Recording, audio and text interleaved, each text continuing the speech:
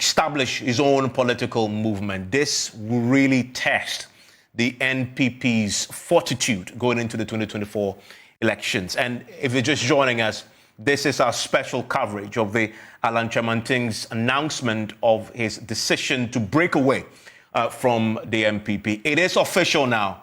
Alan Kyerematen is no longer a member of the New Patriotic Party. In fact, he's got one better. He has tonight announced the establishment of a new political movement, what he calls the Movement for Change. And they already have a motto, Ghana will rise again. And he says this will be the vehicle he will use to contest the 2024 elections. This is devastating for the governing New Patriotic Party, however you look at it, because of course, his origins in the Ashanti region, the party's stronghold. And as we'll be analysing for you pretty shortly, the NPP never wins the national elections unless they perform exceptionally well in the Ashanti region. As much as if they fall below 75% in the Ashanti region, they always tend to lose the national elections. If Alan Kyerematen can even get 1% of the votes, or even 2%, 1.5% of the votes, our calculation is he will deal a significant fatal blow to the NPP's chances of winning the 2024 elections. And as you expect, many in the Ashanti region, as the polls have shown with the anecdotal evidence of the protests that we've seen against some stalwart NPP MPs in the Ashanti region, those aggrieved NPP loyalists in there may tend to vote for him. This is a big deal for the NPP, and we're getting reaction for you.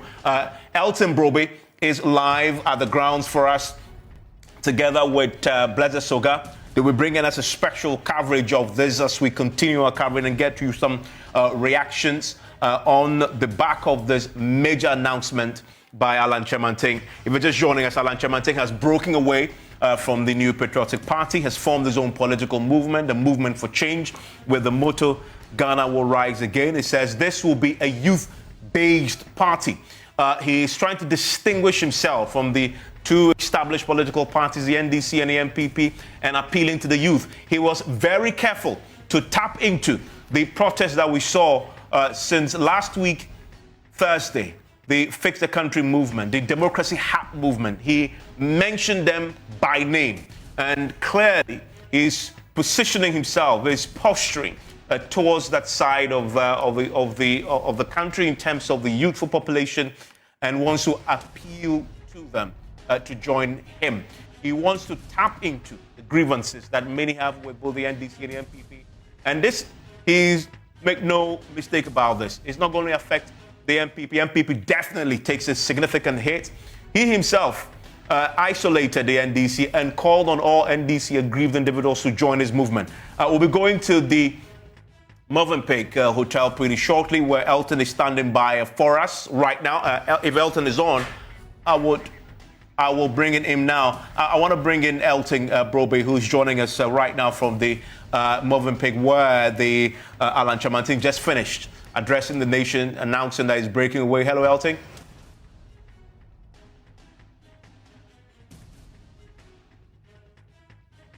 Elton, if you can hear me. I'm interested to know what those around you there are saying about this announcement. We saw the jubilation, the chanting that went on. The room were filled with mostly youthful faces, and you believe these individuals may be coming from the NPP, also aggrieved and joining him there.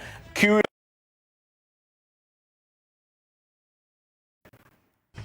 Delivered what is supposed to be his statement regarding his political future.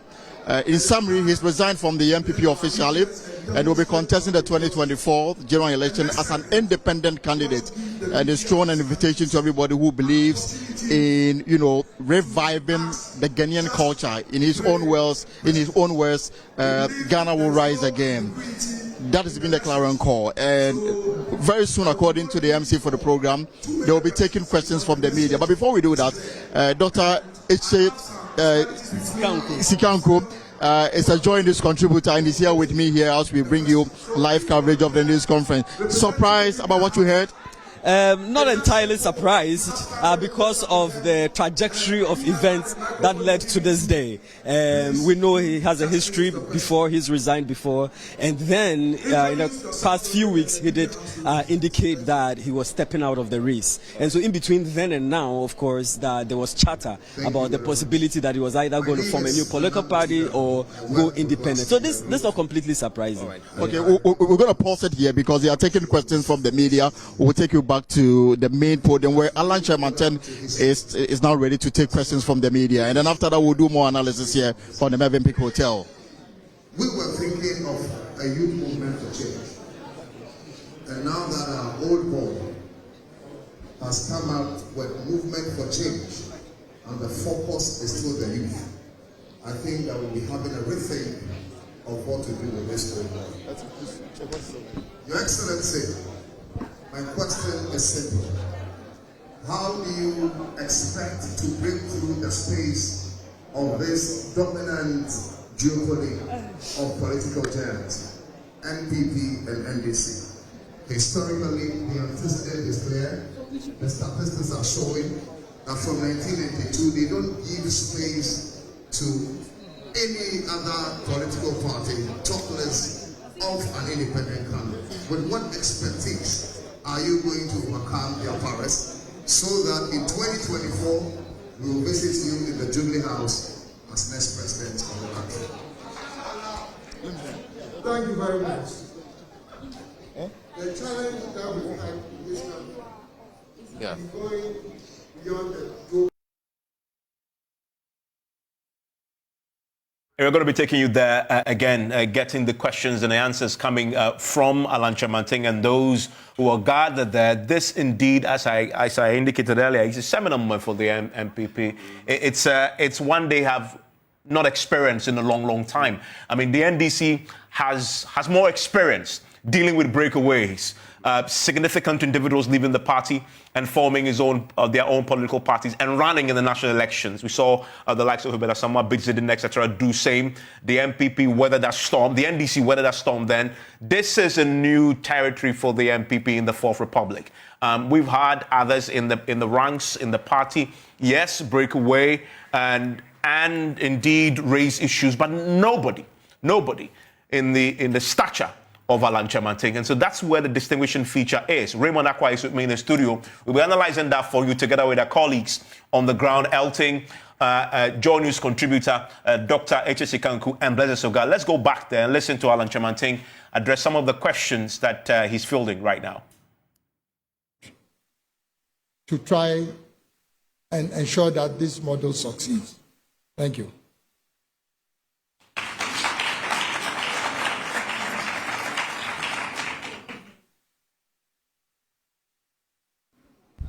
I am Kwesi Parker Wilson, the morning show host for Oyepa TV. And just to reference you to your own context you highlighted to us a while ago, chronicle from 2007 to date, when you gave us indication that your supporters have been intimidated and all of that. I want to know, just for clarity, do you feel insulted by the NPP? Do you feel you've been stabbed by the back, especially the current President, His Excellency Nana Dankwa Akufo-Addo? Thank you. That has been the substance of my statement today, and I am not sure that we need to go back on what I've said. But be that as it may, in my conclusion, you will recall that I indicated that I still believe in the values and the traditions of the founding fathers of our party. But as a matter of principle, I'm taking this decision to show the way to our own rank and file of our party, that our party cannot continue to countenance and tolerate the kind of divisive behavior that has characterized our party over the last couple of years. I've played my part and I've made an appeal to the rank and file of the party that they must go beyond the leadership of the party and vote for me to become president to serve them as members of the NPP. And the same appeal I've made goes to other political parties. I think my case has been made clearly in my statement. Now we'll take the very last question.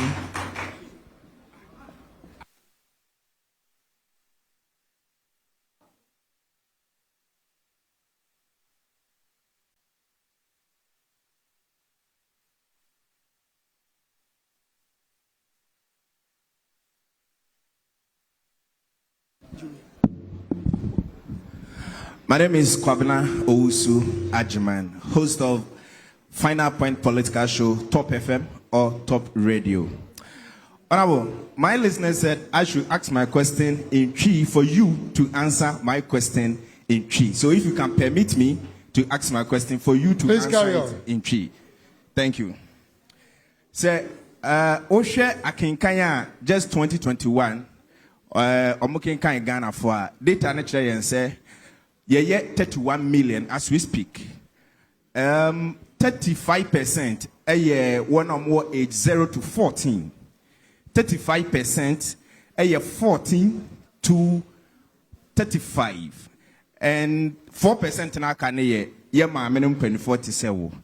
Nyakopon ya dum now be leady or my Ghana. You to know ye chefa any ye need so ewo wa mamum e ye den. Medas. Yo, Mira, I'm saying, Nansma Mika no. No one's a man who will be something. Ya baby. Nanso so, ya dear won't buy for ye. Dear Bacosos from Ghana. Nanso so, ya besa. We didn't say Embrana son. Say, Member, I work Ghana no. And I saw Moody a cooning. The Osha statistics are Maya. Over 55% of the voter public are between the ages of 18 and 35 years. I'm just the face of this new movement. This is a movement to be powered by the youth. I'm organizing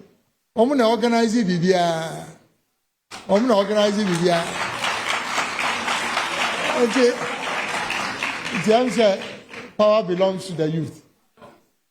Thank you very much. Thank you. Thank you, Your Excellency.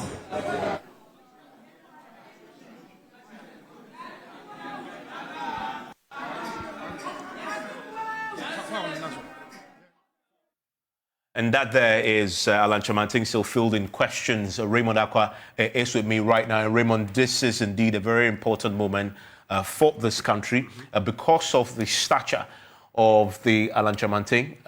It reminds me of Obeda Samoa when he announced that he was breaking away from the NDC and forming his own political party.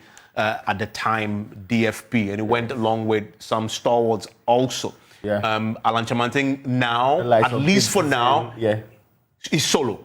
Yeah. In the next few weeks and months, we'll see who else from the NPP's ranks joins him. On his campaign trail, we've seen the likes of the Railways Minister, John Peter Amewu, who was firmly behind him. Key question is Babia Samoa and others. Key question is who else will follow him? For example, exactly. Who else will follow him? Before now, those who were in his campaign, some of them have already said, look, they're reverting to David Sopoku, Katrina Feku. I've said, look, I'm now support Babia. But here's the thing. If you back Alan, you leave the NPP. Right? Almost certainly. If you back Alan, because he's gone independent. And the party's constitution is very clear. On that. You cannot go independent and still stay in the party. In fact, going into the polls, the aspirants were asked to sign a bond. A declaration. That says, I commit to stay regardless of the outcome of the polls. Yeah. But he decided to go, and he's laid out the reasons. This is very important for the MPPs, you know. Yes, watershed. I mean, the closest you could see to this it could be that of Dr. Rekubobe, who tried and also proceeded with the UGM. But Rekubobe did not have the stature of Mr. Alan Kyerematen. He had not played a role that Mr. Alan Kyerematen had played in Ghana's politics since 2007. He almost became the candidate of the NPP. But he traces his own contributions yes, back and he to actually tracks it nicely. Yeah. What is seminal about this is that this is a party that has done 8 years. It is a party that's going or trying for the first time in the history of this country to go in for the 3rd term, not done before in this republic. So that is what is actually stirring them. Ordinarily, after 8 years, you tend to lose 4 to 6% of your votes, of your percentage. So this party, in and of itself, is likely to lose that percentage, or claw back, or fight for that percentage, no matter what happens. And when you are changing candidates, when you change from one candidate to the other, the only person that has been different since 1992 had been in the case of John Dramani Mahama. And in that case, he had become president because President Mills died. So that change is also a very difficult change. This particular one compounds it. I am actually more fascinated by the twist it has taken. I was talking to Dr. H.A. Sikanko earlier today, and we're having a conversation about which system would he use to govern if he decides to go independent. But he draws a very interesting dynamic here, that he's not seeking to control Parliament. His business is running a government that's united. So whichever parliamentary candidate you want to put in place, he doesn't care.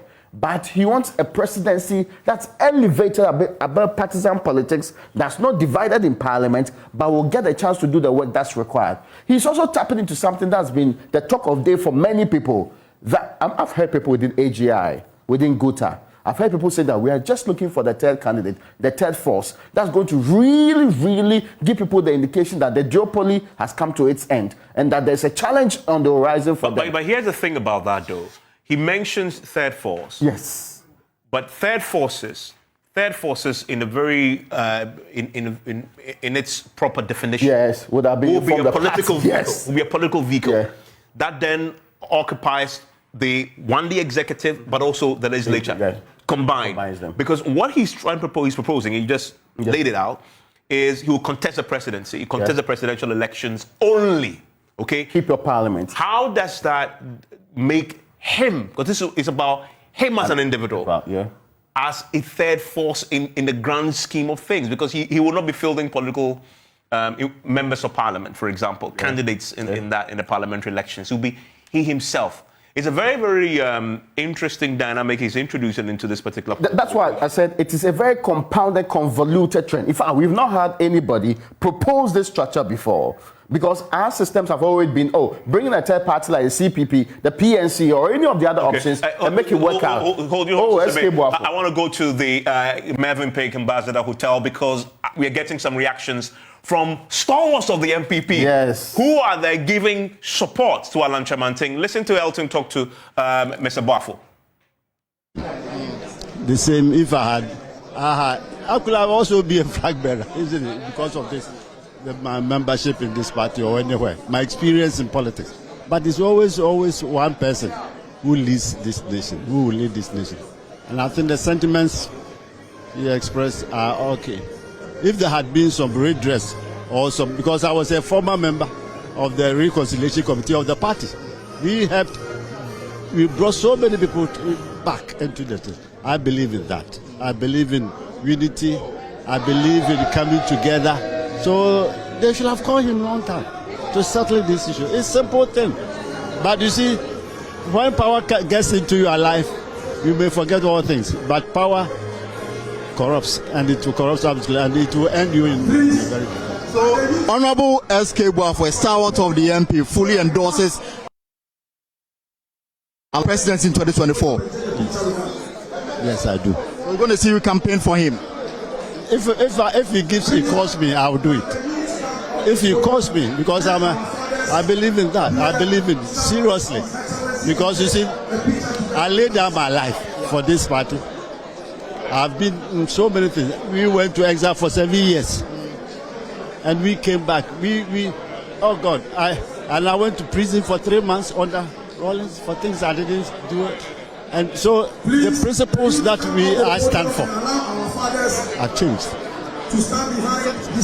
Some will say because he didn't make any good showing. He's taking this rather decision that's going to hurt the NPP? He can answer it, but I don't believe that. I don't believe that. Because you see, the super delegates was skewed for one candidate. Because I'm an Ashanti. We have heard this one candidate, Who is this one candidate? That's why you should know. I don't know, you tell me. Okay, I can't tell. But that's what we should. But the question is that, seriously, I've thought about it. And I feel that my conscience that will make me, that we need to, I think it's not just showing, because that will not help us. I believe in reconciliation. So if today or tomorrow the chairman that he sits there, that Stephen Tim, it's my colleague, all of us, the same people. They should have done this long time. And the young secretary, the father was in my chambers. In fact, I was my ambit. They should have called people and talk. It is only talking that can bring unity. But if not, is it too late now? I don't think so. That is late in this world, except when you are dead. Well, thank you very much. Mr. S.K. Boafo is a former Ashanti regional minister, a leading member of the NPP. And now probably it's safe to say that he's also cross-carpet to the new movement announced by Alan Koyo. He says that he's going to campaign for him. He is going to work with him. He endorses his candidature for the 2024 general elections. Again, I have Dr. Eche Sikanku here. He's a contributor for Joy News. We've heard it all. And my question is, in 2000 actually, when Guzitano decided to form his own reform party, was the NDC in power. And then, are we going to see, is this going to play? Is it going to hurt the NPP? In what way is it going to hurt the NPP? Right. I think it's an interesting scenario. Like you try to see, there's a bit of history to it, but on the side of the NDC, there was Gozitano, there was also the Obeda Samoa situation, and even Anakonedo Ajiman Rollins. So the NDC has had its own history of that, but it's come out very strong, and it's still standing. Now the MPP. It's kind of a very, very rare event, but for the MPP experiencing this, a political party has history, is been established over a long time, so I do not think that it would necessarily lead to the complete breakdown of the MPP. But for the sake of elections, elections are about numbers, and they're about supporters and people. And so definitely for people who support Alan, for people who still are very loyal and committed to him, they're going to follow him, and once that happens, it's definitely going to take some votes from. In my interview with Honorable S.K. Boafo, he mentioned, for example, that the door is not closed yet. There is still the opportunity for the party to sit down and talk, reconcile, and so this announcement by Alan may not see the light of it. That is, if the party is able to move fast and resolve whatever differences that Alan has, put forth. Is this still a possibility? Coalitions are always very, very practical situations in politics. Coalitions are realistic situations, but for now, it doesn't look like that is what he's headed towards. For now, he's more interested in pursuing a different path. I mean, I think that it would be a bit unrealistic to say that this is definitely going to affect the MPP. The question is, to what extent would it affect them? But in terms of those coalitions and in terms of talks, it depends on the side of MPP if they are going to move to see if they would offer reconciliation talks, or they'll just go ahead with the situation as it is. In Kenya, we've seen those coalitions happening. He didn't indicate that in his speech, though. From what he heard, it looked like he was more interested in going on a singular journey. But you never know what would happen in future. But for now, it looks like he's very resolute on going on his own path. So the red question, as a political scientist, the MPP is in danger of losing the 2024 elections with what has just happened. Well, all sorts of possibilities are still present. Already, we do know that the NPP has had to face myriad situations, a downturn in the economy or challenging economic times. We've just had the demonstration by Fix the Country. They've agreed that the economy is not in a good shape. And so for now, they are on the defense. Okay. And so they don't need this, at this particular point in time, because one vote or one section of the party is a vote too much for them to lose at this time. What they do need is a lot more people joining joining the party, and so people taken away from the party is definitely not a good position for the NPP to be in. But if you talk to some of them, they would say that, well, the party has always stood strongly. They believe the party is going to come out strongly out of this, but it's definitely something that would affect their fortunes going forward. To what extent it would affect it, we'll see what that happens. And don't forget that independent candidates have not been totally successful in Ghana. It might be a different situation this time around, but we can only wait and see how this pans out. So if you are an NDC person, for example, if you are John Mahama, how excited would you be this time? Of course. I mean, anything that would seem to take away some votes from your opponent is a good situation for you. So at this point, I'm sure the NDC are monitoring the situation. Definitely, they look forward to probably making the most out of this, because you don't need people chipping away from your party. But that is what is happening to your opponent at this time. And so they'll be monitoring the situation, and it definitely would be something that might endure to their advantage, and they will probably be looking forward to making a lot of hay out of it. There's been talk about probably Alan joining forces with them. We don't know how true or how realistic this is, but he's thrown an invitation to the NDC to join him as well. And so for your opponent to suffer some form of breakaway from their party is definitely a situation that you hope would translate, into your benefits in the future. So Evans, we're coming to you live from the Melvin Brick Hotel. What you're going to do right now is to try and get more people to speak to. I see Gifty Clenham is a former member of parliament, and I also want to see if I can just pick just one word from Mrs. Chematin about what has happened to ma'am. And then let's see, ma'am, good evening. And we heard your husband make it so clear that he's on for the 2024 election as an independent candidate. What kind of support are you giving him? I'm giving him every support with the strength that God has given me. Because you will agree with me that now the signal is clear, and it is more than possible that this will happen. Alan Chematin is the good man, he's the honest man, he's the man with vision, he's what Ghana needs at this time in our this move, some say is purely political succession for your husband. Come again. The elections in 2024. There's nothing impossible if God permits it. Thank you very much. And that was the wife, Ms. Alan Chematin. You heard it from her. She's been espousing the positives of Mr. Alan Chematin. Let's try and see if we can get more people to speak to before we bring it to the studio for you.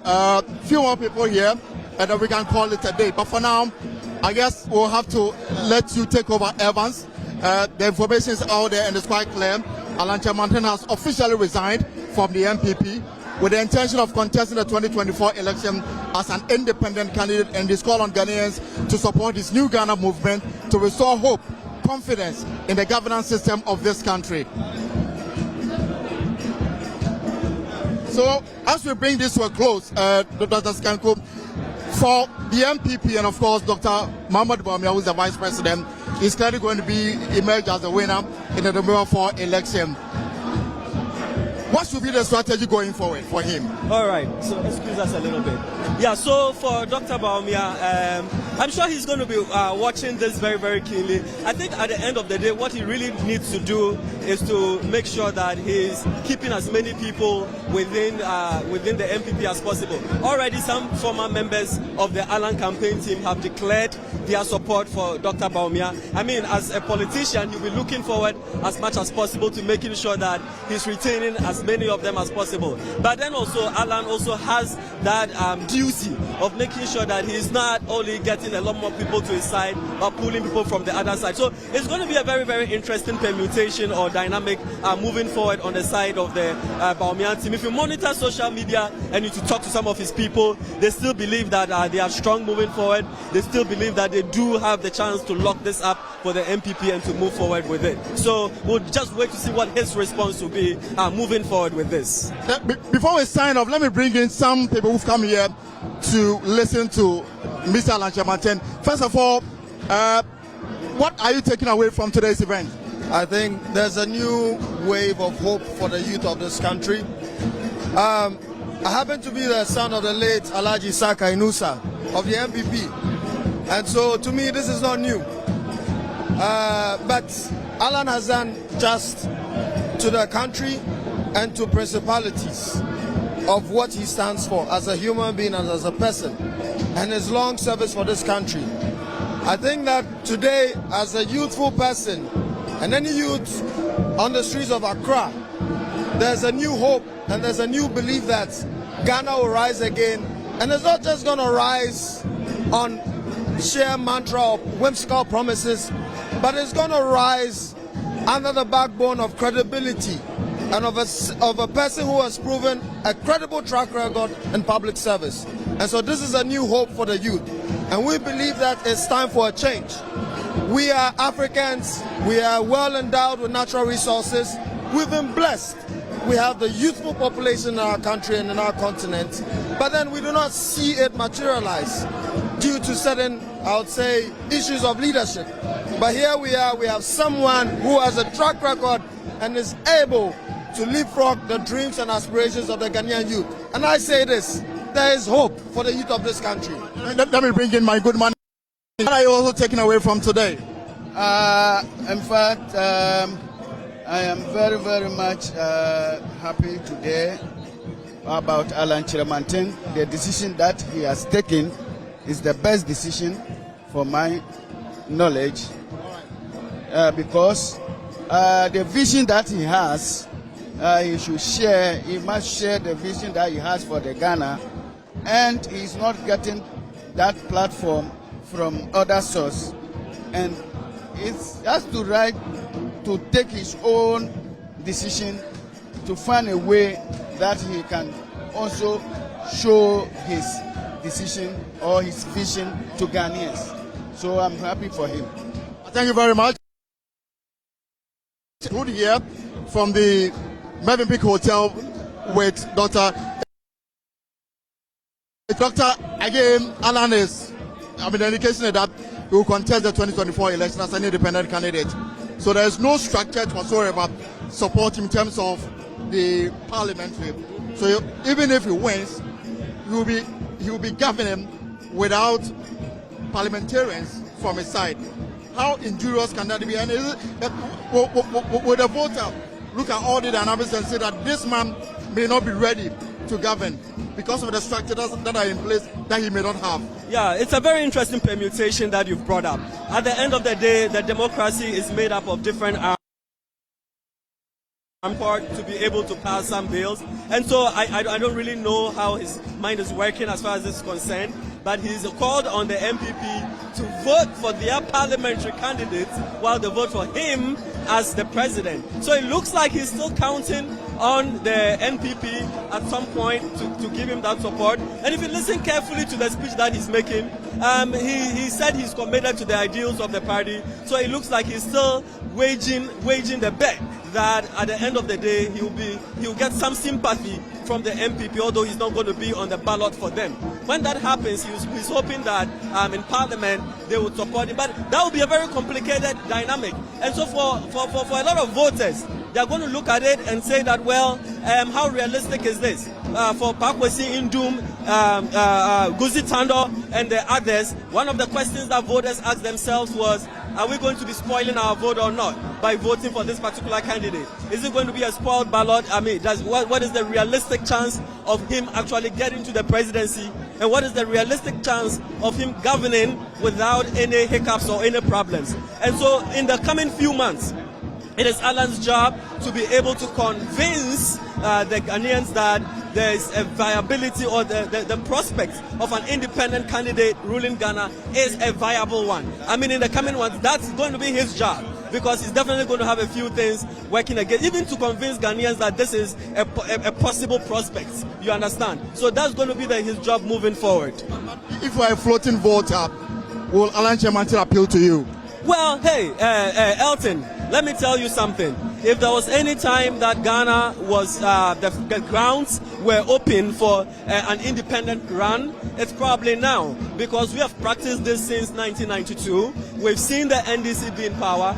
we've seen the NPP be in power, and one of the major narratives that Ghanaians have said is that they are tired of the duopoly of both parties. Let me tell you, for people who are tired of the ADS of the NPP because of the incumbency curse or the incumbency fatigue, and do not want to go to the NDC neither, this is a very plausible place to put their hope and to put their votes. And so Alan definitely is making a play for this kind of candidates. So you asked me the question that is this going to happen? I mean, it's definitely within the realm of probability. But the question again is, there are many people who are also loyal to their political parties instead of their candidates. So it's going to be an uphill battle for him, I must say. But nonetheless, a very interesting development. Before you go, I just need to say that as far as our democracy is concerned, it's something that we should all welcome in our democracy, even for those within the NPP fraternity, those within the NDC fraternity. Our country continues to set the pace for democratic development and progress and reform on our continent. And this is another development that has happened within the history of our democratic politics. Let's not lose sight at all. This is a very historic day. This is Alan Chamantin, the founder of the NPP. Alan Chamantin, a former government minister of the NPP. Alan Chamantin, a leader of the new Patriotic Party, finally making the divorce, severing his ties from a party he has served and he loves so much. Let's not lose sight of it. It definitely is a very, very significant development and will definitely affect the way democratic politics is organized in Ghana. The proposition of the viability of the independent candidate becoming president has become a reality now in our politics, and we can only see how that experiment pans out in the coming few weeks. Dr. H.S. Kanku is a political scientist and a contributor for joining us. So how is the NPP going to react to this announcement? Is the NPP going to come out all guns blazing and firing? Are they going to go on the attack? Well, the coming days will determine. But again, how is Alan Chamani going to lift this movement from the news conference onto the ground? And how is he going to attract floating voting especially? Is this going to hurt the NPP? And how beneficial will this announcement be for the NDC? These are questions that are begging for answer, and I'm sure that in the coming days we're going to explore them, analyze them, and then tell you the stakes ahead of the 2024 election. But then the game has just begun. And of course, trust your election headquarters, Joy 99.7 FM, Joy News, to bring you nothing but up-to-the-minute information, up-to-the-minute analysis on everything regarding the 2024 general elections. So Evans Mensah and Raymond, we're going to give it to you for you to continue in the studio. But for the Melvin Big Hotel, my name is Elton Brobe, reporting for Joy News. And to Elton, thank you very much. And by the way, whilst we're having this conversation on the Joy News channel, and many of you are watching us, remember that we also have Twitter Spaces that is currently happening right now. My colleague Kojo Yangsing is there and is anchoring that, because the conversation, and rightly so, because here's Alan Chamantin, who is pitching himself as a youthful savior, so to speak. This movement, he says, is going to be a movement driven by the youth, and the youth rightfully sits on social media, digital media, and as we've been having a conversation on Twitter Spaces, his own Twitter account or X account has joined that conversation. It's a signal to what he wants to do, but there is so much more to look at. The fundamental point. We've seen that the General Secretary of the NPP has sent out a tweet, and also on Facebook, that we are NPP. Something that we do a lot. I mean, we are Joy. Yes, this is obviously taking the cue from Joy. Yes. Also, but here's a big question, Raymond. What this means for Bawumia and for the NPP in 2024? That's really what it comes down to. So I was talking about this. Apart from President Rawlings, no NDC candidate has had more than 51%. President Mills had 50.2% in 2008, and also President Mahama got 50.7% in 2012 to win the presidency. Now in NPP, President Kufuor had 56.9% in 2000, and in 2004 obtained 52.45%. He lost 4%. If you have seen the trend, basically every government which has been in power, the first time votes and the second time vote, there's a drop of between 2 to 4%. Let's look at 2016. NPP had 53.72%. And in 2020, had 51%, 2% drop. Yeah. Any drop, which is 1%. So if NPP loses 1% of the 51.2%, it's in opposition. For for a first-time candidate, President Mills had to die for President Mahama to win 2012. You get my point? Yeah. Basically, through Jerry Rawlings' time, Mills could not take over from Jerry Rawlings. The same way President Akufo-Addo could not take over from President Kufuor. That transition of breaking the 8 is perhaps the most difficult trend to break in our Fourth Republic. Dr. Mahmoud Bama, if he becomes the leader of the party, which is more likely actually, would have to fight that Herculean task. His odds are not improved. When you have a major member of your party who's been contesting elections to 2007 come in and say, I'm actually taking myself off the party. I'm not alienating myself from the party. I still want the members of the party to vote for me. I want them to be part of the people that actually I want in my zone.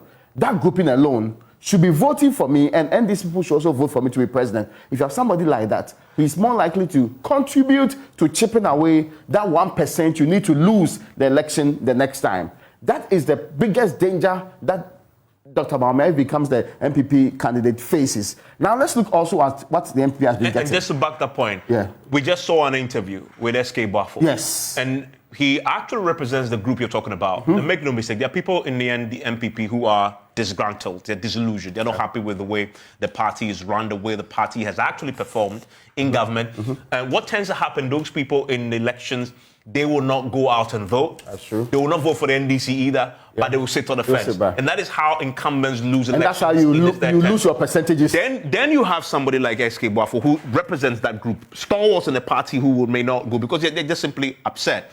They're now saying they are backing Alan Chamanting. Your point is, and that is a very important point, and this is a man who until recently, 2000, was a board chairman of the Minerals Commission, appointed by the president, has been a stalwart of the party, Ashanti Regional. Has been a minister even for that region. Ashanti Regional Minister, saying that so you can expect, and I make the point, going into the 2024 elections and the next few months, we may possibly be seeing more MPP stalwarts breaking ranks, resigning from the party, crossing carpet, and joining Alan Chamanting. All of them will come with their own base. That's true. Right? And already, SK Bafo comes from a particular region, the Ashanti region. And the reason why we've been saying this is very critical for the MPP is, let's stay with this SK Bafo theme. NDC, MPP have never won in national elections when they've had less than 75% in the Ashanti region. Yeah. And that is absolutely critical. And that's the base you need. That is a base you need. I mean, and you think 75% is good performance anywhere. But for the Ashanti region, for the MPP to win, they must get more than 75%. In 2004, they have 77%. They barely scraped that mark. And they won the elections. Yeah. Kufuor lost. And dropped by percentage anyway. Significant percentage. But they won because the Ashanti region carried them in there. You go to 2008, where the race went to a third round. Yeah. In the final analysis, they got 72.5%. What happened? They lost elections. Eventually, yeah. I'm talking about the Ashanti region, just to be very, very specific. 2012, 70% they lost. In Ashanti, 70% they lost the elections. 2016, guess what happened after that performance in 2012? They have 76.3%. When they came back to actually upping beyond the 75%. 75%. They won elections. If Alan Chamanting only manages 1% of the national votes. And why is this very important? After the super delegate elections, some people have started saying that, oh, no, he's no longer popular. Look at his own people, but they forgot that these super delegates are party officials, are people who have been actually put in positions, and they are actually prominent people in the party already. They are not the ordinary people. We're talking about ordinary people. Now, yes, the 76 you're talking about is 3,019,178 votes. 3 million of our voters in one region, giving election to one person. If you put that number together, it's almost close to what the Eastern and Western regions put together may give the MPP. Now, these three regions, Eastern, Western, and Ashanti, together gave the MPP more than 5 million votes. Let's look at it from that point. If he's able to pull away not up to 3 million, or even 1 million, or 500,000, he has done enough to destroy the opportunity. And our argument is that majority of that number most likely will come from the Ashanti region. Yes, and these are not, let's not get it wrong. These are not delegates of the NPP. These are not partisan people. They are ordinary people who feel that they belong to the NPP, but Martin is their best representation of the NPP. It's the reason why you've seen Dr. Bawumia doing all the overtures, even considering a running mate from that region. Because you need to consolidate that particular base. Now you have somebody who's more likely to be on the ballot with you, who had a stature similar to yours. In fact, up until 2008, Dr. Bawumia was not known in the NPP. But you think about it this way. Somebody who had been known as a die-in-the-wool NPP for a very long time, that same person is the person that you may have to contend in Ashanti alone. Forget about Western region, forget about Central region, and all the other groupings that the Joe Biden says that may equally chip away votes across the country for him. It is a dangerous trend for an incumbent party that's more likely to lose votes in the coming Already election. they had the 8-year curse that they needed to break. And then this happens. Let's bring in Professor Dr. Asasante, his senior lecturer in University of Ghana Political Science, joins us right now. And Doc, you know, I know you've been on for a while, but as you know, this is a major developing story today. And so there's a lot really to analyze and to break down. Let me ask you, is this the final nail in the coffin of the NPP for the 2024 elections? Good question. But there is something that we can pick from this happening today. If you look at party politics in Ghana, independent candidates have not been successful in winning election. That is a fact. And the fact is simply based on the grounds that party traditions are too strong for independent candidates to survive. It is even worse where you want to have even a third force, which people clamor for in recent times, and they believe that is going to be the game changer. I'm afraid when you have a two-party system, such as United States, Britain, Canada, the rest of them, the other parties are what, Huntington and Co. call a quarter party or dwarf parties, let me put it that way. So the dominant parties are very strong, unless, of course, you have a multi-party system where the political parties have equal strength, equal resources to be able to win power. But that one, they don't even form a government exclusive to themselves. But back to the issue, what Alan Martin's decision now, what it poses in terms of danger for the NPP is that, look, he's a stalwart, a giant in the party. And that if you look at it vis-a-vis the issue of the fact that we are talking about a first past the post electoral system where one vote can move you from a candidate to a president, then a cause for worry for the NPP, because there is absolutely no doubt that he's a giant. He's going to move a lot of people along, and those people are going to cause the party the more. You recall when we saw the Reform Party, which came as a protest party in 2000, where NDC lost marginally, especially their stronghold. You realize that reform was the main cause of their defeat. So if you are going to have Alam Trematin, a giant like this, a very credible person, a very solid man, a founder or one of the founders of the party, going out, and you have giants like SK Wafu, from the two from Ashanti region, and Trematin also having tentacles in Central region, one of the swing constituencies of all times, and one of the biggest constituencies in Ghana, that's Ashanti region. Then NPP, they are in for trouble, I must say. Yeah, and you make that point about independent candidates, and you're right. They have had a poor showing in our electoral history, except that I must submit, we've not had an independent candidate in the stature of Alan Chamanting, and then that may pose a significant challenge. And Alan Chamanting doesn't need to win. He just needs to claw a bit of the votes that the NPP will traditionally have expected to claw in the 2024 elections. Yes, what you are saying is perfectly true, because the only chance for him, as Chamanting, is that he can really rock the boat of the NPP. And when it gets to the fact that he's able to push the election to a second round, that is where he put the cards on the table. And then you begin for maybe a coalition government or all-inclusive government and all that. So it's a tactical decision he has taken. They should not look at it lightly at all, because he's a giant. And I can tell you, he can rock the boat of the NPP. Because you have done the analysis. If you look at the Ashanti region, you can win as an NPP you need beyond 70%. If that vote comes down and NDC is able to get 30%, they are home and dry. Remember that he can also cause an upset in Central region. That is one of his home constituencies. And of course, the account factor, there's no doubt it will play out in Eastern region and the rest of them. There are floating voters, people who think along the lines of Martin, believing that he has been given a raw deal, for which reason they want to really punish the party. I tell you, he can pull a lot of surprises. Stay with me, Prof. Stay with me, because there's a lot more to look at. And that point that Prof was making there is absolutely important. And of course, we're waiting to see what the NPP says about this, their reaction. They would have known this was coming. Yes. They would have known, because even for us here, we knew this was coming. This would have been discussed.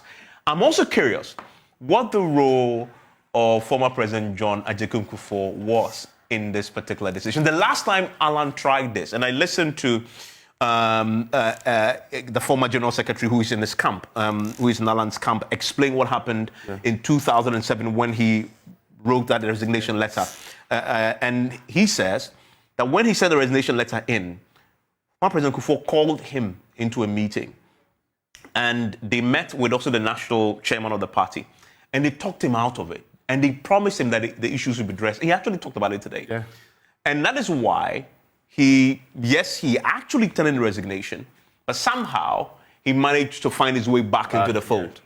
I'm curious to know, was this decision run by former President John Kufuor? What was his advice to him? Did he try to talk him out of it? And did he just simply tell him, I'm sorry, you tried this in 2007. Listen, they did not deal with the challenges. It's repeating itself.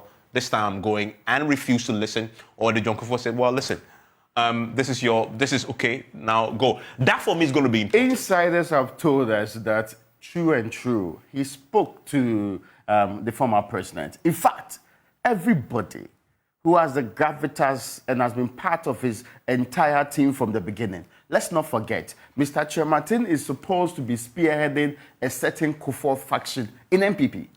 Right from 2007, the very things that people talked about, that he was imposed, he was being introduced, he had no gravitas in the party and all of that, and he was being brought in to come and take over. He was being groomed to come and take over. It was a certain Kufuor faction. Now, some people even extend that Kufuor faction to a Victor Osu faction, an Ashanti-based faction compared to an Achim-based faction where power really came from. So that's how they drew the lens right from there.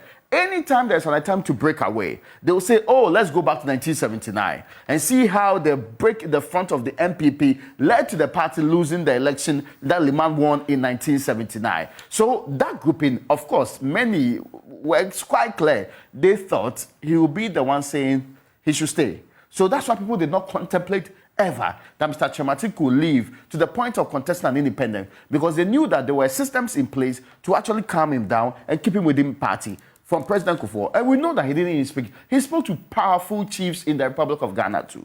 He actually went around, and there were a lot of those engagements are happening. I am not sure if the advice of those groups did they give him their blessing? I think it's a key point. That's and the reason why for me that is very important is if they did tacitly or overtly. I mean, sometimes the person can say, well, do what you please, right? And it'll be tacit. In other words, do what you please. But if he says, go, whatever it is, if they gave their blessing to him, that would be significant in the Ashanti region turnout for him. That's true. Right? You talk about powerful chiefs. Mm-hmm. We all know how that is very important. Because, for example, the Asantini is known that if you really want to pursue any proper political career in this country, he's one man you go to for blessings. And he, in this year. Yeah. You know what I mean? Yeah. The last time he spoke to him, he went there. You remember that speech? He talked about what he has done in the party. Yes. And the fact that he's deserving of a position like that. And he's hoping, just like the others, you pray for him. The point I'm making is that you would expect, considering that he started his campaign by going to Mensha to get his sort of blessing, you would expect that for him to make such a big announcement, he would have gone back. You would expect. I wouldn't say whether he actually happened. You would expect. If he did, I'm curious to know what was the reply. You know why that is important? Because it is because that reply, whatever it was, that reaction will feed into how people in the Ashanti region will respond to Alan would Chemate equally be interested in this one. Yes. We'll feed into that. We'll feed into that very strongly. I just hope the sentiments are not driven on the ground. And I was tracking back to the 79 sentiments and all of that. If a certain Victor Osu can feel that Asantis are not being given the pride of place within the NPP, and the Asantis are losing out, and if you have ears on the ground and you speak to Asantis consistently, this is a sentiment that's been brewing for some time now.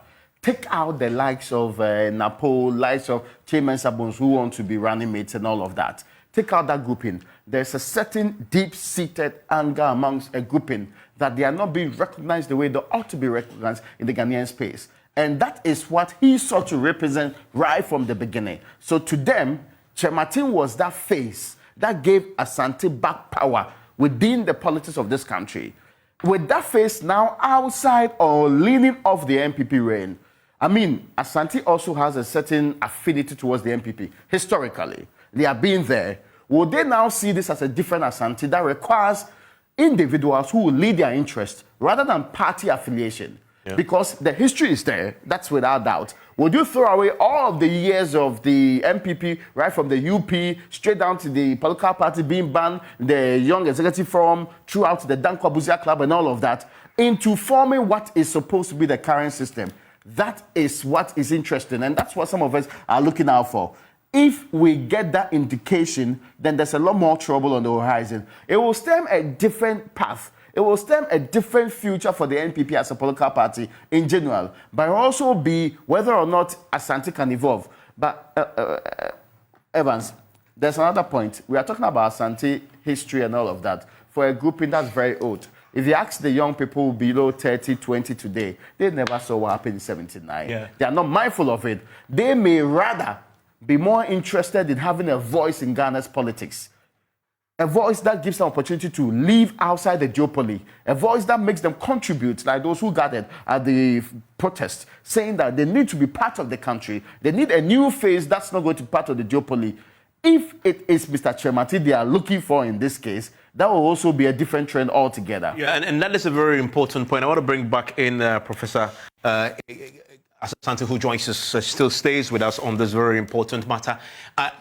We're waiting to see what the MPP says, but how should they handle this going in? They would have known that this was going to happen today. I'm pretty sure as we speak, so they are planning, trying to deal with the fallouts of this. How should the MPP deal with this? Too late in the day, they can talk to him to get him rescind his decision. That is a fact.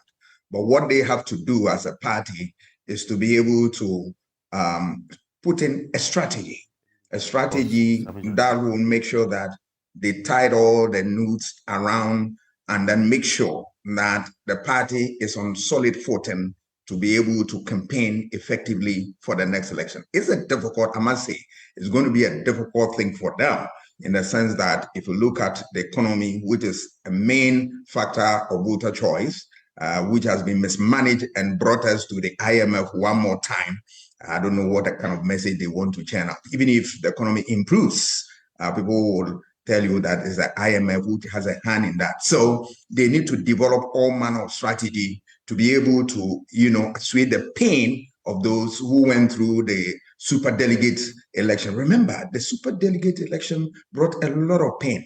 I have spoken to a lot of people within the Ashanti bloc, and they tell you that one painful thing that they saw was the vote in Ashanti, where 7 Ashantis who contested, about 3 were giving few votes, the rest scored 0. And that Dr. Baumia's hometown, actually nobody gained any vote except him. And for him, they believe that the ethnic card was played. And that this time around, when they get opportunity, they want to teach a lesson to him. If this is anything to go by, then you are going to see the ethnic card being played at this level. That's not what we wish and then we pray for. But hey, voters decide the way they want to vote. It doesn't matter what.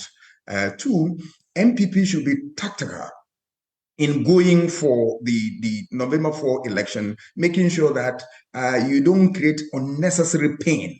The issue of money being a factor in influencing election has really incurred the wrath of people. If they have a repeat of that, I'm afraid whoever emerges, they are going to what?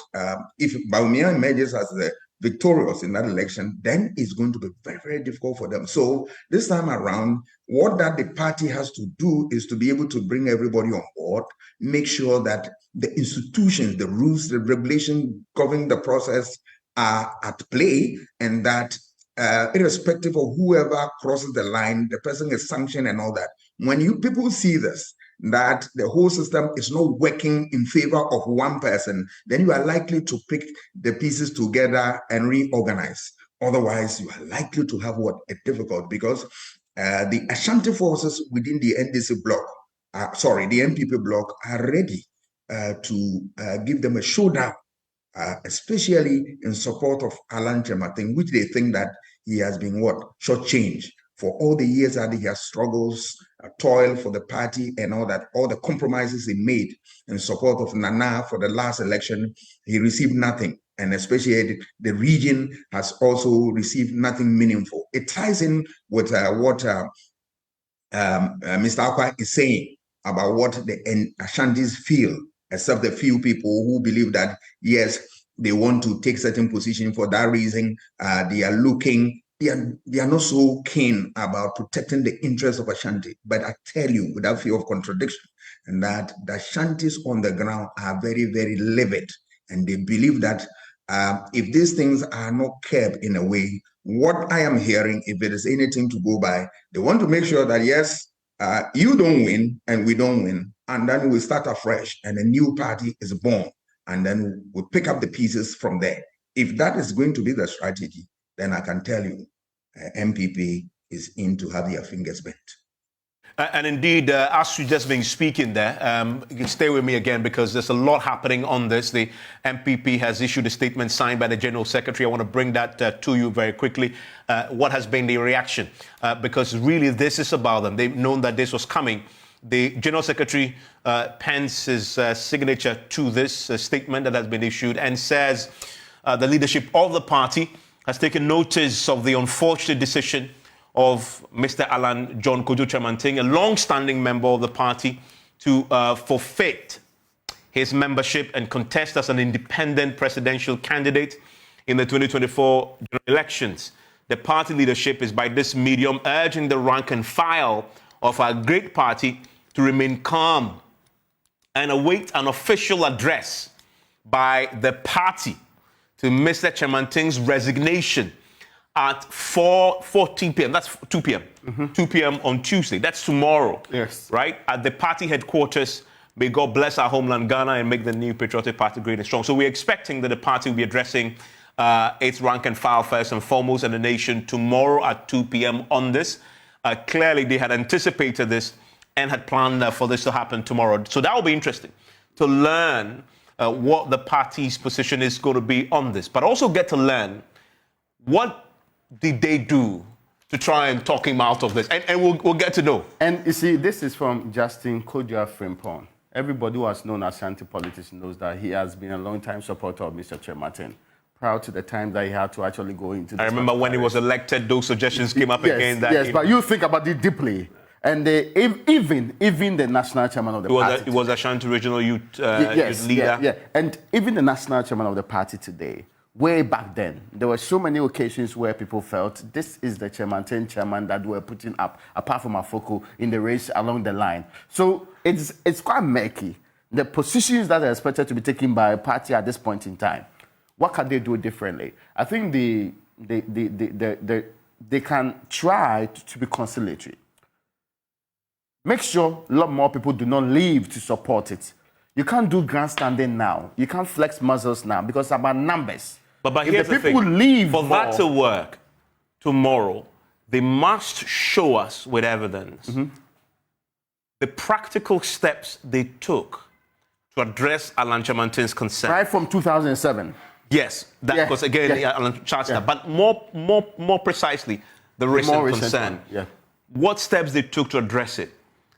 Did they look into the concerns about, the level playing field?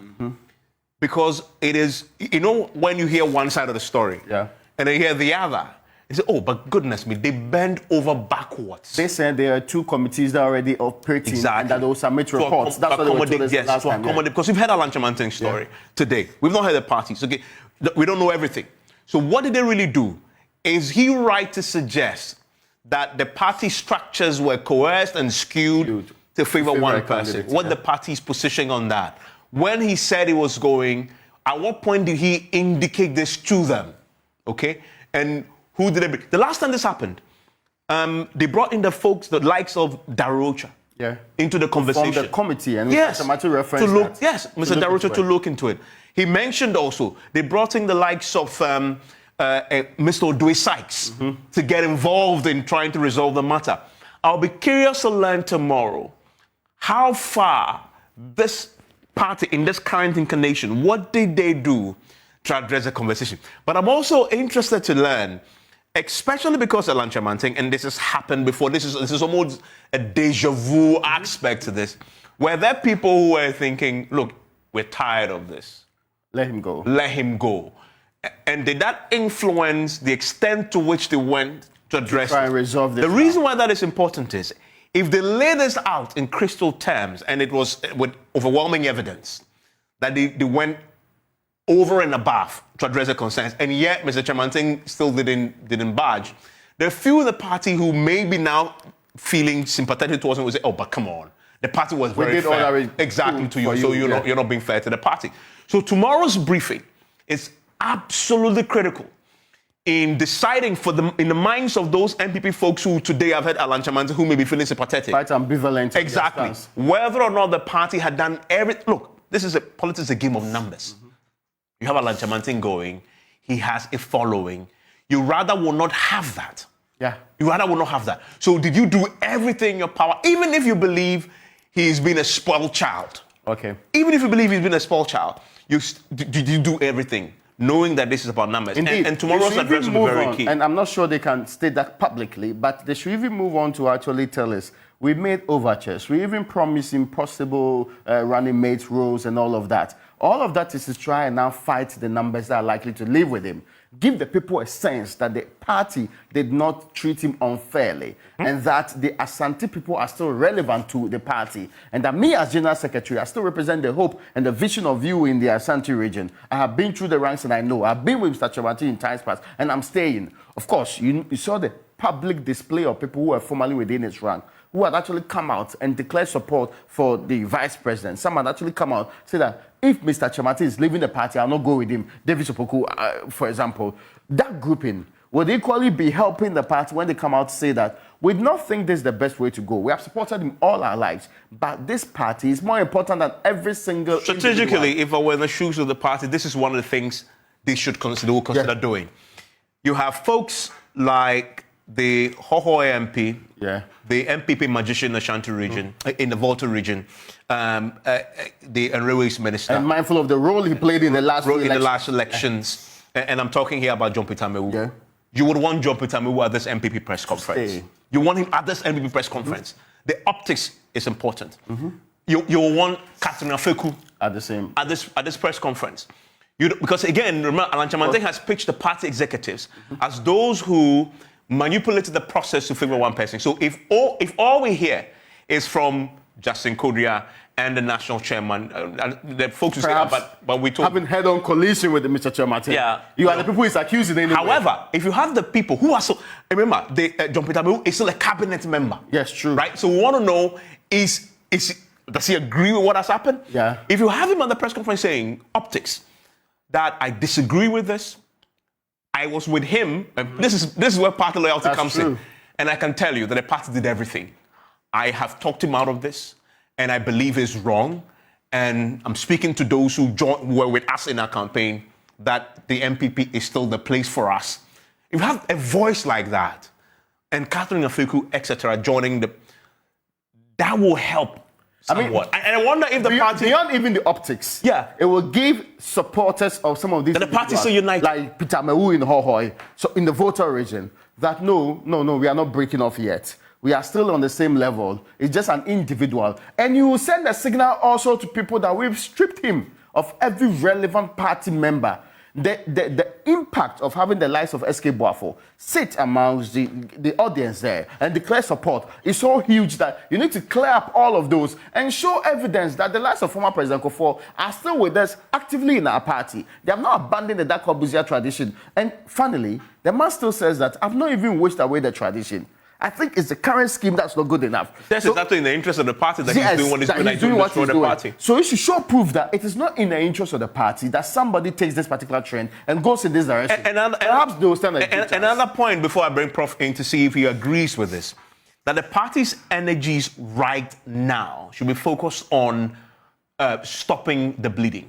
Yeah. When I say bleeding, what I mean is you don't want a bandwagon effect. Alan Kyerematen is the domino. He's gone. You don't want tomorrow to wake up and hear Bwamia Samoa announcing I'm gone. You don't want to hear John Peter Mewu saying I'm joining him. You don't want to hear a member of parliament.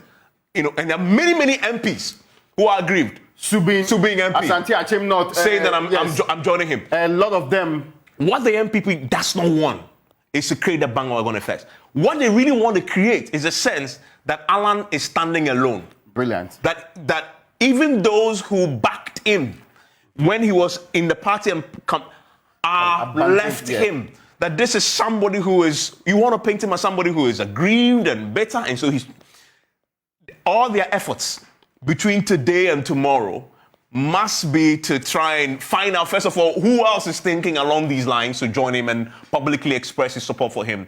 And Dr. Asante, that will be key for the party going forward, is it not? That channeling of the energy at the right places to stop the bleeding, at least for now, and not us having a situation where in the next few days we have a bandwagon effect of all these key individuals now declaring support for him. That would be disastrous for the NPP. Do you agree? They need to stop the bleeding, as you put it rightly, because you are likely to have a lot of people following. I'm surprised that today I see SK Boaf, a giant. Let us remember that there are people who are also lagging behind. Look at what the focus, Pabneja Pons, their issues have not been dealt with to the satisfaction of them within the party. They are all agreed. There are people also within the party who believe that the whole system is favoring one person against the rest of them. And they believe that this is the time to take the party from them. If you recall, I think your network also gave an interview to Mr. Kwejum Pienim. That day when he spoke, and I said he has given a broad hint. He said, begin to walk and talk him out before he forms a movement. And you recall that statement he made.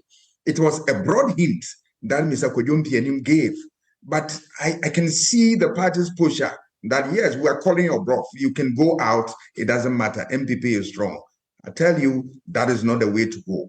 As you rightly said, stop the bleeding, soften your stand, put up a new posture that is accommodating enough, that is able to bring everybody on board, and that you must be able to be seen to be addressing issues quickly, not as a small screen, but that you have genuine intention to deal with the issues that confront the party. And then you stop the things that bring pain in people within the party. That is what they have to do at the moment. But if they want to flex their muscle and call his bluff and tell, well, you can go to hell if you want, excuse my language, I cannot tell you, this is going to create a difficult situation for them, because you are going to see exodus of giants within the party coming to support Alan to just break the system, so that one point in time, they will all come back and realize that we need to come home and then form the base again. If we look at the strategy, Alan is also putting out the letter that I'm taking, all right? Whilst you want to prevent the bandwagon effect, you will never know. If he has people who are also experts in the propaganda techniques, then they will also come out with what? Testimonial, where there are people who will be coming out to drum into the ears or parrot Alan's achievement, his strengths, and all that. That is also a way of what swaying the votes one way or the other. So at this time, at this point in time, the party must be able to soften its stance and be prepared to listen and address problems, and it should be genuine effort to address problems, not any lip service that you are paying toward the problem. And then there must be a conscious effort to bring all aggrieved groups within the party. There are a lot of aggrieved groups, Tarzan and Co, Foucault and Co, Kwabrenje Pong, and the rest of them, right? Let them feel a sense of belonging to a party that they've struggled and built over the years. But if you think that, look, you have power and you want to take them for granted, I'm afraid the tax is going to be more daunting than what we see. And Dr. Asante, thanks very much. We'll be wrapping up in the studio. If you're just joining us, this is a seminar moment for the New Patriotic Party. There's a lot of analysis that needs to happen to dissect this. Join the Twitter, the X Spaces conversation that is currently happening. And as you know, there is where a lot of the conversation is happening. In fact, in the last few minutes, Oliver Bakavomawo has extended an invitation to Alan Chamanting to join a conversation on X Spaces. So that is where, and here you have Alan also picturing himself as a youthful savior, so to speak, for those who are of course, believe that the next elections and whoever wins it going forward will be determined by the youth. He's pitching himself there. And we'll be talking a lot about this breaking news story in the last few minutes. In the last hour or so, Alan Chamanting has announced that he has broken away from the NPP. He's going independent with the movement for change. And his logo is a butterfly, and it says butterflies obviously represent the final manifestation of that or process of change, and which for him is what he wants to really represent. And Ghana will rise again is what they are pitching as your tagline. And so very interesting days ahead for the New Patriotic Party. Raymond, let's wrap this up. Now, we talk about the party, but we haven't talked about lunch. We haven't talked about Dr. Mahmoud Bawumia. Yes. Now, what he can do. Yeah, but what this means for him. Again, Dankwa, Buzia, Dombo. Yeah. The argument has been, wow, we've had the Dankwas, we have the Buzias. This was a time for the Dombos. Mm-hmm. And then this happens, right? You are him now, watching that press conference. What's going through his head, and what is he thinking must happen now? I mean, we all know that he is fighting a very serious battle currently. Forget about the delegates elections, the November 4 one. He's more likely going to be the one winning it anyway. It's the main elections that's the main problem for him. I would have been asking the likes of Mr. Kufuor to intervene and call the man that if it's possible that I can still take up the offer of being my running mate, I would actually offer it to him. I would offer him cabinet positions almost up to 40% of the appointments within the party. I would offer him a future after my presidency within, and if it's possible, I could even say that if I do not win the next election, he can take over as the person that we all push to lead the party going forward. These are very serious concessions, but it's the kind of concession you would want to make to keep a man like that. Except, and I think that recently, the posturing has been that, well, Alan Chamanting has lost support, he has lost the taste and favor, he has lost the positioning to be able to go into the future as a leader of the party. He doesn't have broad control and power. You remember after the super delegates election, the commentary from the people who were really opposed to him, whether no, I mean, he's overrated. He's actually not the kind of person people thought of him 2007. Yeah. And that he doesn't have the power, the resources, and the people behind him. Yeah. There was even a very funny commentary that was being said that, oh, this is a man who only had people who support him who are former people. So former ministers, former party people who have no resource, who have no control, who have no largesse, who really do not control the masses of the party today. So we can do without him. That posturing will be dangerous. So if he can get back on the wagon, which seems like a very belated one, he should be seen extending some arm to Mr. Chamanting and saying that we need you on board, regardless of what you think. And even visiting him and saying to him that, listen, I know that you want to leave, you want to go independent, but you're still my brother. We are still within the same political party. Those optics will help out would help people feel that he's more likely the candidate who will bring everybody together. And again, even if Mr. Chematin leaves, the vice president will have to now live in the Ashanti region, because that position is what he needs to win the election. Plus other votes, okay? But he is more than likely going to win an election with a bigger margin in Ashanti. If he is with them, he is seen not as antagonistic to Chematin and the Ashanti bloc. He is seen as the blessed son of Ashanti, even from afar. I hope you get my point. Yeah. So put together, he either reaches out to the man, or let it be known that he is so much endearing himself to the man, bending over backwards and ingratiating himself to him in every form. Or it should be stated categorically that every ways I've tried, but I still want Ashanti people to know I'm their own. I still represent the NPP. And Ashanti should prioritize NPP over the individual's interest. For the camp of Dr. Bawumia to chew on. But here's the only thing going for him. In all the contests that Alan has featured in, he's not performed particularly well in the Ashanti region. I'm talking about the internal. Yeah.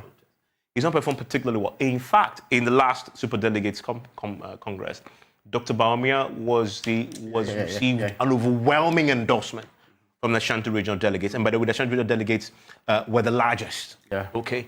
But that is no indication of what might happen in the national elections. But this is why that is important.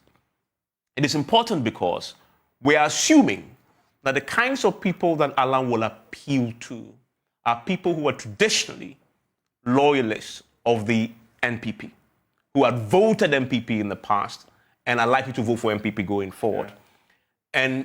And if that's the case, that small group of just over 100 who voted in the last delegates conference, you can dare say maybe, and if you really stretch the argument, maybe a representation of sort of the NPP base in a stronghold, right?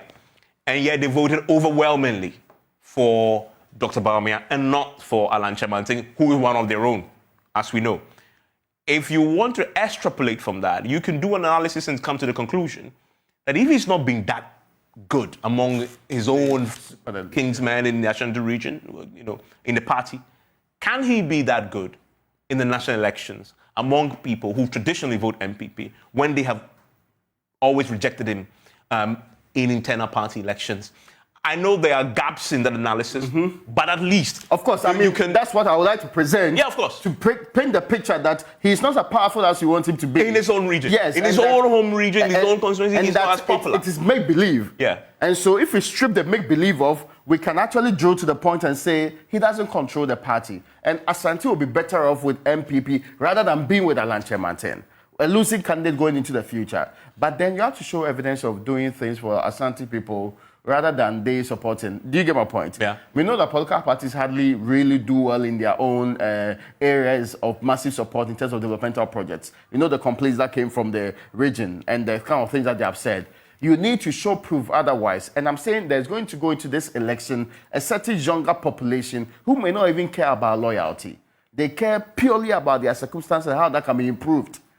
That grouping may be what he may appeal to more, because they want to be deciding the future of this country. They don't want to be mere appendages to an electoral system that changes between NPP and NDC. That grouping may also be one grouping that will be surely thinking of a third party, somebody that can really be a man they feel they put in place, or they were part of the system that made it possible for him to be there. And I've seen immediately what they have shared as people who are speaking for Chematin. I mean, I knew Courage Nobe way back in Legon.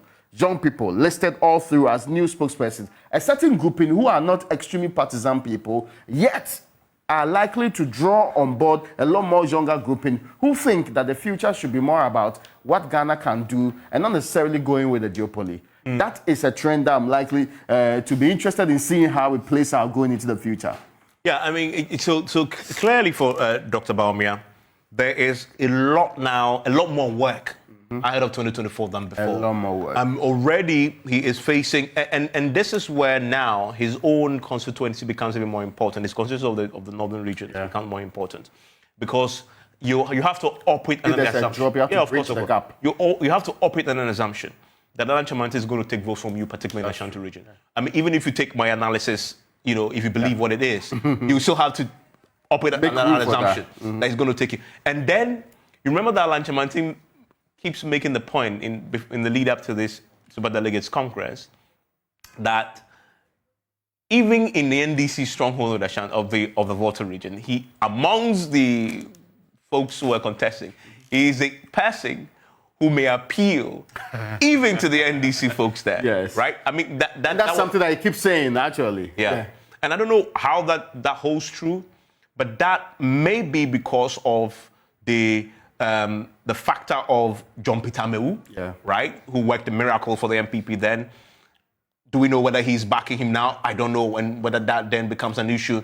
And I'm leading to a point about, we've talked a lot about the NPP, and we've talked about Bawumia, but what about the NDC themselves?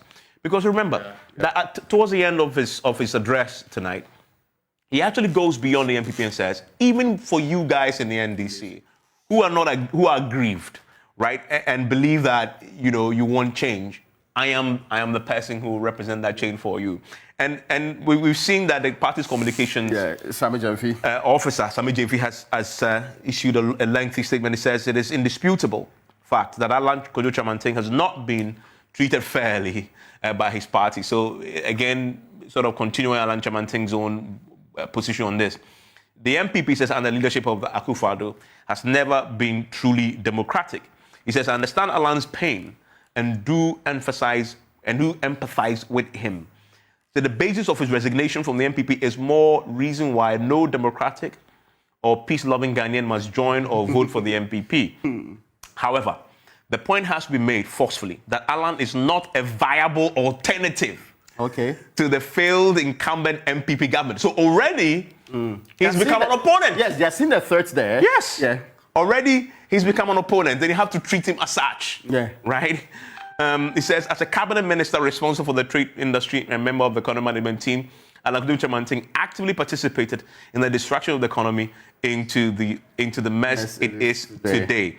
Clearly, I just want to go to conclusion. Clearly, it is the pain of rejection by the super delegates of the NPP and the intimidation and harassment of his supporters, which is fueling Alan's latest decision, and not any superior passion to help heal the partisan divisions in the country. But it is too late for Alan to jump ship now. Now, here's a point. Yes, Raymond. That point, it's because anybody that positions themselves as somebody who's not going to go the partisan duopoly way is more likely to get. And the theories all over the world have suggested that when there has been economic crisis, people look beyond that. In fact, they even sometimes create candidates that have not been originally thought of. So after the global financial crisis, the U.S. spawned the likes of Donald Trump. Yeah. Not because the people did not think that, they think that he was the best candidate ever, but because a grouping were so worried about the future of the country, they needed a dramatic change in leadership. Yeah. And that's what I'm talking about. And when a grouping becomes that disappointed in the system, they look to something different. It is because the NDC, even in the National Communications Officer's voice, really think that if we allow this to fester, if we allow the Julobi demonstrators, plus the other groupings that are coming together, if we allow, and I know for sure that there are elements within trade groups, there are elements within the AGI, the Guta and Co, who are equally looking for something different from what these two political parties are presenting. If we allow that to fester, it may be our undoing as a political grouping who have been sharing power for the last almost 30 years. So let's make it clear that he's part of the old stock. He's just aggrieved. Saying he's just aggrieved means that he has no true intentions of reviving this state or pushing us into a new direction. But let's not forget, in the last almost 22 years, IEA has been leading a fight against winner takes all. It is that pillar. That fight has the likes of Professor Mike Ironokwe, all being part of the committees that have been working on this for God knows how long. It is something we have established. We have just not had anybody with real chance, real opportunity, and real capability leading a different breakaway into a system that works out there. Okay, and we've been talking a lot about the Ashanti region. I want to take you to the Ashanti region right now, because Nana Yaljuma is joining us right now with the reactions from there, Alan's home region. That is his base, that is his constituency, and we're curious to know how this announcement is being received there. Look, take it or leave it. people's ethnic origins still matter in Ghanaian politics. People vote for people because they identify with them as my kinsman, as my tribesman, etc. Nana Yajima is with us. Hello, Nana. This definitely came as a big, announcement for many people. It was foretold, it was expected, but to hear him say it, I wonder what the reaction has been in the Ashanti region. So it depends on the side you belong to when it comes to the NPP. If you are for the Baumia or for the Baumia camp, I don't know. Maybe you'll be excited. Some of them they are not too happy about what is happening, especially those I've spoken to earlier who are from or who are on the side of Dr.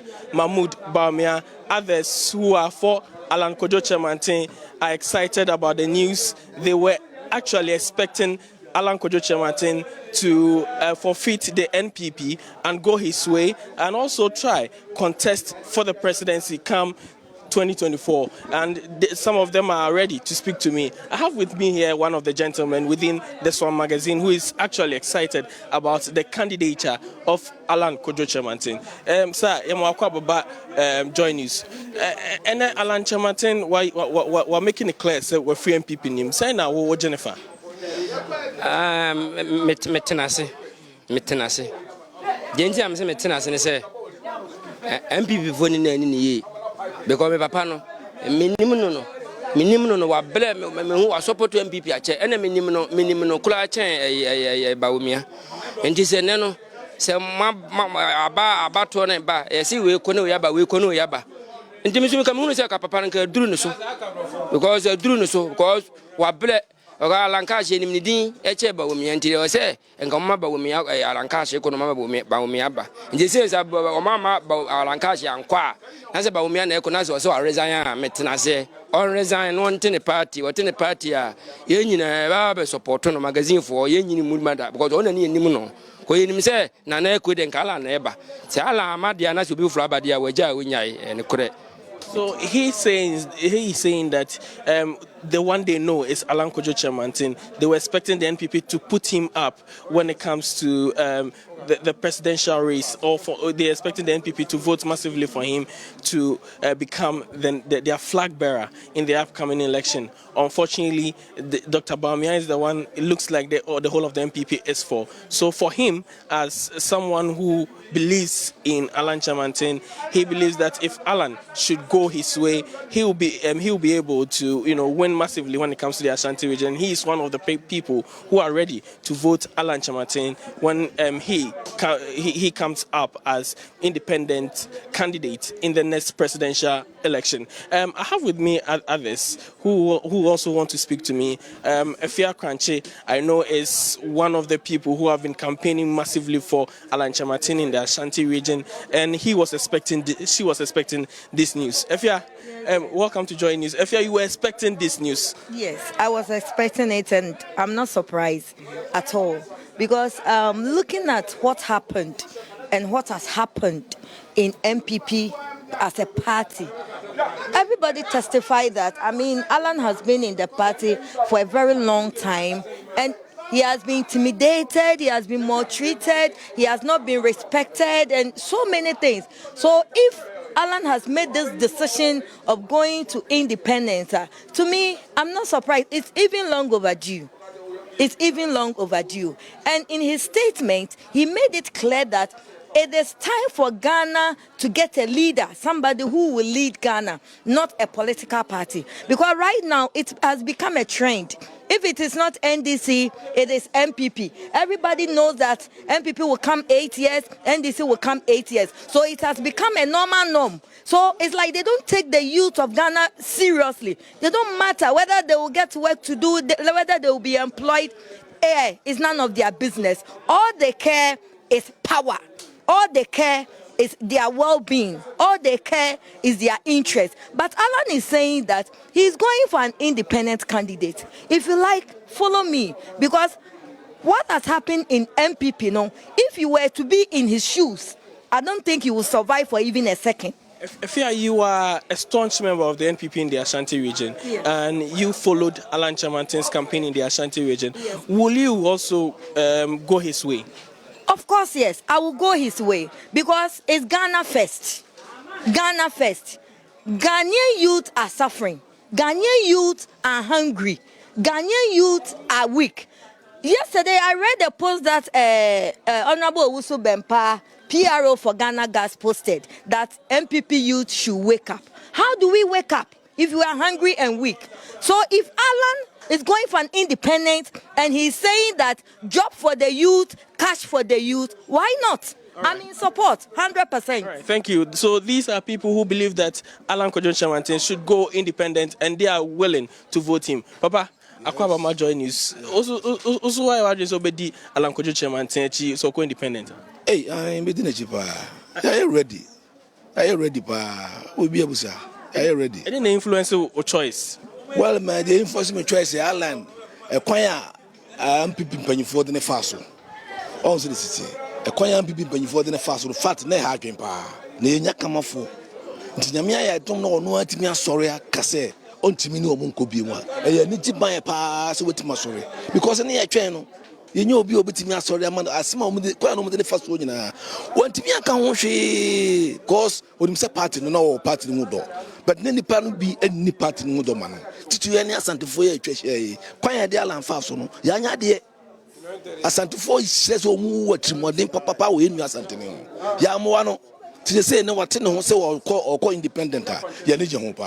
So he is also for Alan Kyerematen's decision to go solo when it comes to the presidential election. He is also willing to vote him to become the next president of the country. So there are many more who are coming up and they would want to also speak to us. Papa, nipa brainer I say omo aso fam na o medin komo no mani age say Alan Kyerematen ekwa independent so o ka san nipa no bia na gisem gisem say am say ku no the way anemasi faso ku no no enya ade a efe na am say MPP me de mahunu me won cha mahunu say me hu firi akufo ado me hu say am say ku no e ko bencha na ni je ho che say ba omi akwa de ko bencha omo wa adwen say mama be ko 4 years na echiera ba bidi ba omi side inti eye omo prince say ikuru eco bench because bibia no dane be dane ma MPP away na election one junior say Alan Kyerematen MPP for entry no ye oh well I know dey say ono wo kurum me dey me wa bonte a dey hu ye na me meka ankoyi na emom no ekuo say BBC na panyin odi odakura no wan say ono dey say on kasa esoso na ase no ye say ku no emom koru nkoso cause say subo bia wo akufo na dey bo no on dey lead ku no bia be si koru bia say dey bo no papa eso ofa say boni eso ofa otimi na oji san dey asem no be na say nsem a chemeza buzu be kan a ye na TikTok yi na say ono no obi ntimi kan asem ko kan asem kra na otana na ekuo so no makosa etosini na anyina na ba bedu sam pempenso yi ti Alan Kyerematen so wate ne ho a eye pa mekasa nya meme de mekasa nya so no na de no ho no so wate no me so no support to say wate no ho mekasa wate no nya na meboa ene ti yati kroma no me na ginsemu ene me na nkoyi no me na nkoyi yeti no oje say na makoyi nti say wate no ho a me de manage ho support no. So he is also for the decision of Alan Kojo Kyerematen to go independent. According to him, the NPP had time to ensure that they mend issues within the party, but unfortunately, nobody in the party showed leadership or took it upon himself to ensure that the issues are resolved. So he is for Alan Kyerematen's bid to go independent. Sir, what do you think about the announcement, the big announcement that has been made so far of Alan Kojo Kyerematen to go independent? In my opinion, I think he's part of the team. So, and he's part of where we've gotten now. So why is he going independent? I don't think it makes any change. Well, he's part of the team.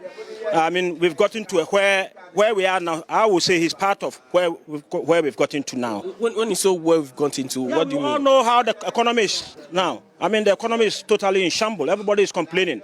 I mean, we don't even see our left and right. So for me, it doesn't make any change, in my opinion.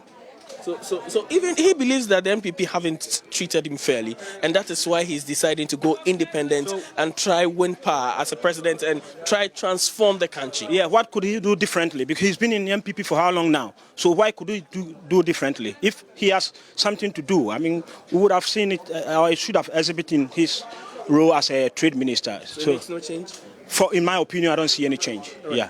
Thank you very much. So these are people within the Swami magazine in Kumasi, and there are lots more here. I don't know if we have time or to speak to some of them. Sir. All right. So these are okay. When NPP so Ghana ni sad decision send out join offer. This is say Alan Chamatin decided to be independent. Send out join offer. They say me na me no. Say me yandisi ni. How does it play to the advantage of the NDC? Oh, say mutia ya fa ho. What's in here for? In the end, oh, the more do I say the more do I am so, and the more do I so for now. So, so he is a supporter of the National Democratic Congress, and according to him, it's good for the NDC if Alan should decide to go independent. If that should happen, obviously he is going to pull some of the votes for the NPP, and it will give an advantage or serve as an advantage for the National Democratic Congress in the Ashanti region in the country. And he believes that if that should happen, John Mahama will become president in the near future. Say. Alan Chamatin and the announcer say Obeko independent. What's your opinion on that? Okay, your friend Utuki. Alan Chamatin hono. Emwa Alan Ankasa. Dintia Emwa Alan say. I don't know a group, a crew na yenya eden ye dwen. Wo de e bedrum ra emu adini bia no. No why den.